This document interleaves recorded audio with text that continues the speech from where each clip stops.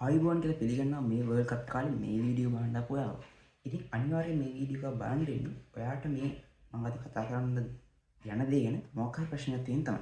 ඉතින් කණ්ඩායම් කීපයක් ක්‍රීඩා කරන විශේෂයෙන්ම ලෝක කුසලානේ එහෙම නැත්නම් ප්‍රධාන අපේ ලීග තරඟාවලියක කණ්ඩායමක ප්‍රසාද ලකුණු සටහන කණ්ඩායම ප්‍රසාද ලකුණු සටහන කොතනද නවතින්නේ කියන තීරණය කරන ප්‍රධානතම මිනුමක් තමයි ඔවුන්ගේ දල ලකුණු ලබාගෙන ඉන්නේ. එහෙම නැත්නම් net run rate එක කැටියෙන් කිව්වොත් NRR එක. ඉතින් අපි අද බලන්න යන්නේ කොහොමද ටීම් එක එහෙම නැත්නම් මේ ලෝක කුසලානේ වගේ තරඟාවලියක ටීම් එකට අදාළ net run rate එක කැල්කියුලේට් කරන්න කියලා. හරි. උදාහරණයක් මම ගන්නේ මේ විද්‍යාර්ථී ලෝක කුසලානේ ශ්‍රී ලංකා කණ්ඩායමේ group stage තරඟ කිහිපයක්. මම ගන්නවා පළවෙනි තරඟේ දෙවෙනි තරඟේ. පළවෙනි තරඟේ අයර්ලන්තයත් එක්ක දෙවෙනි තරඟේ ඕමානෙත් එක්ක තරඟ. අපි බලමු මේ තරඟ දෙක මේ එක් තරඟ අවසානයේ ලංකාවේ net run rate එක කොහොමද නවතින්නේ සහ කොහොමද මේක හැදුනේ කියලා. ඉතින් ඔයාලා මේ පේන විදිහට ශ්‍රී ලංකාවේ පළවෙනි තරඟයේ අවසානයේදී net run rate එක තිබ්බේ ධන 1ක් විදිහට. දෙවෙනි තරඟයේ අවසානයේදී ධන 3.125ක් දක්වා වෙනස් වෙනවා. තුන්වෙනි තරඟයේදී එහෙම නැත්නම් ඕස්ට්‍රේලියානු තරඟය ඉවරෙද්දී ධන 2.4 ගාණක් දක්වා ඒක අඩු වුණා. ඉතින් කොහොමද අපිට ලොකු හොඳ දල ලකුණු ලබාගෙන තිබ්බට අපි බලන්න ඕනේ කොහොමද මේක හදුනේ කියලා. හරි. මේක හදන්න කලින් අපි මෙන්න මේ දේවල් ගැන පොඩ්ඩක් අවධානය යොමු කරන්න ඕනේ. ඒක තමයි net run rate එක කැල්කියුලේට් කරද්දී අපි ගන්න ඕනේ ප්‍රධාන දත්ත කිහිපයක් තියෙනවා. ඒ තමයි අපි හිතමු group stage තරඟවලින් group stage අවස්ථාවේ ශ්‍රී ලංකා කණ්ඩායම පන්දු යවන නැත්නම් ශ්‍රී ලංකාවේ පන්දු රකිද්දී ලබා දුන්න නැත්නම් ප්‍රතිවාදී කණ්ඩායමට ලබා දුන්න මුළු ලකුණු සංඛ්‍යාව අපි ගන්න ඕනේ. ඒ වගේම අපි ප්‍රතිවාදී කණ්ඩායමත් එක්ක ෆීල් කරපු ඕවර්ස් ගන්න ගන්නත් ඕන. ඒ කියන්නේ ප්‍රතිවාදී කණ්ඩායම ලකුණු ලබා දුන්න ලකුණු සංඛ්‍යාවත් ප්‍රතිවාදී කණ්ඩායම කොච්චර පන්දු වර සංඛ්‍යාවක් ක්‍රීඩා කළාද කියලා ගන්නත් ඕන.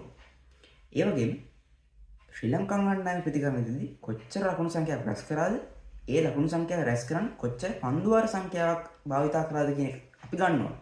හැබැයි මෙතන අපිට පොයින්ට් එකක් තියෙනවා. ඒ තමයි මොනියම්ම අවස්ථාවක කණ්ඩායම ලංකාව වේවා ප්‍රතිවාදී කණ්ඩායම වේවා පන්දුවාර 20 තරඟ ගෙන පන්දුවාර 20ම ක්‍රීඩා කරන්නේ නැහැ. මම මේ කියන දේ පොඩ්ඩක් තේරුම් ගන්න. පන්දුවාර 20ම ක්‍රීඩා කරන්නේ නැහැ. අපි හිතමු පන්දුවාර 10කින් ලංකාව හෝ ප්‍රතිවාදී කණ්ඩායම සියලු දෙනා දෙන්න නැත්තම් ඕල් අවුට් වෙනවා. මම දෙන්නේ ඕල් අවුට් වෙන්න ඕනේ. ඒ කියන්නේ මේක හම්බා යෑමකදී නෙමෙයි ඕල් අවුට් වෙන්න ඕනේ. ඕල් අවුට් වුණොත් එතනදී මම අර කියවනේ ඕවර්ස් ගන්න. මොකද මම කිව්වේ අපි ගන්න ඕනේ ලංකාව ක්‍රීඩා කරපු ලංකාව ලබාගත් ලකුණු සංඛ්‍යාව ක්‍රීඩා කරපු පන්දුවර සංඛ්‍යාව. මොනියම් වුණ හේතුවකින් ලංකාව ඕවර් 10කින් සිල්ලු දෙනා ලැබෙයි ගියොත් එතන අපි ගන්නේ පන්දුවර 20ම ක්‍රීඩා කරා කියලා. හරි. මෙතන කරන්න ඕනේ net run rate එක හොයන්නේ අපි බැට් කරලා ගන්න මුළු ලකුණු සංඛ්‍යාව.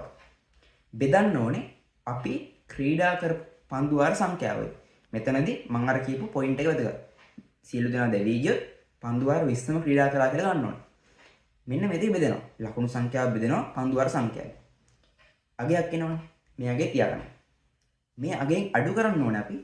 නැවතත් අපි ලබා දුන්න ලකුණු සංඛ්‍යාව. එහෙම නැත්නම් ප්‍රතිවාදී කණ්ඩායම ලංකාවෙන් ලබාගත් ලකුණු සංඛ්‍යාව අපි කොච්චර පන්දුවාර සංඛ්‍යාව ප්‍රතිවාදී කණ්ඩායමට පන්දු යවුවද කියන එකෙන් බෙදන්න ඕනේ. මෙතනදිත් අර සියලු දෙනා ලැබී ගියොත් පන්දුවාර 20ම ක්‍රීඩා කරා කියලා තමයි ඒ කණ්ඩායම ගන්න. මෙන්න මේක ගන්නවා. මේ අගයත් බෙදෙනවා. දැන් අපිට තියෙනවා අපි ලකුණු ලබා ගත් වේගය. නැත්තම් අපි ලකුණු ගත්තේ කොච්චර වේගයෙන්ද කියලා බෙදලා අගයක් තියෙනවා. මේ අගෙන් අඩු කරනවා අපි කොච්චර වේගින් ප්‍රතිවාදී කණ්ඩායමට ලකුණු ලබා දුන්නද කියන වේගින් අඩු කරාම net run rate එක එනවා. හරි. මේ උදාහරණය බලන්න. ශ්‍රී ලංකාව අයර්ලන්තත් තරඟ. ශ්‍රී ලංකා කණ්ඩායම ප්‍රතිම පන්දුර පහර දුන්නා. පන්දුවර 20ක් අවසානයේ ලකුණු 163ක් ලබාගත්තා. අපි දැන් බලමු මේ පළවෙනි තරඟයේ අවසානයේදී ලංකාව ලබාගත් ලකුණු වේගය කීයද කියලා. 163 බෙදීම 20. හරි. ඒක අපි තියාගමු. දැන් අපි බලන්න ඕනේ ලංකාවේ පන්දු යන ලබා දුන්න ලකුණු වේගය කීයද කියලා. අයර්ලන්ත කණ්ඩායම ලබාගත්තේ පන්දුවර 20 අවසානයේ ලකුණු 143යි. එහෙනම් 143 බෙදීම 20. දැන් අපිට පුළුවන් 163 බෙදීම 20 ඍණ 143 බෙදීම 20 මේ අගයන් දෙක අඩු කරාම අපිට යන net run rate එක 20 බෙදීම 20 එකයි කියලා එනවා. පැහැදිලි? හරි. අපි යමු දෙවෙනි තරඟයට. නැත්තම් ඕමානයක් තරඟයට. හරි. දැන් මේතෙන් දෙද්දි අපිට 163ක් තියෙනවා. ඒ කියන්නේ net run rate එක කැල්කියුලේට් කරන තරඟාවලියටම. ඒ කියන්නේ තරඟාවලිය යම්කිසි මොහොතක් වෙද්දි අපි ලබාගෙන තියෙන මුළු ලකුණු සංඛ්‍යාව ඒ ලකුණු සංඛ්‍යාව ගන්න යූස් කරව ඕවර්ස් ගානෙන් බෙදෙනවා. ඒ මොහොත වෙද්දී අපි ලබා දුන්න මුළු ලකුණු සංඛ්‍යාව අපි පන්දු යවපු මුළු පන්දු වල සංඛ්‍යාව බෙදෙනවා. එහෙම තමයි ගන්න. අපිම ඕමාන තරඟයට. හරි. ඕමාන තරඟයේ වෙද්දී ලංකාව කොච්චර ලකුණු සංඛ්‍යාවක් ප්‍රතිකරණයේදී ලබා ගත්තද? 163ක් ලබා ගත්ත ප්‍රථම තරඟයේදී 225ක් ලබා ගත්ත දෙවෙනි තරඟයේදී. කොච්චර පන්දු වල සංඛ්‍යාවක් ක්‍රීඩා කළාද? 40ක්. හරි. ලංකාවේ පන්දු වෙන කොච්චර ලකුණු සංඛ්‍යාවක් ප්‍රතිවාදී ලබා දුන්නාද? පළවෙනි තරඟයේ 143යි, දෙවෙනි තරඟයේ ලකුණු 100 කීයද? 120යි. 105 වෙනි තරඟයේ ජයග්‍රහණයක. එතකොට 143 දන 120 අපි ලකුණු ලබා දීලා දෙනවා. කොච්චර පන්දු වල සංඛ්‍යාවකටද? පන්දු වල 40කට.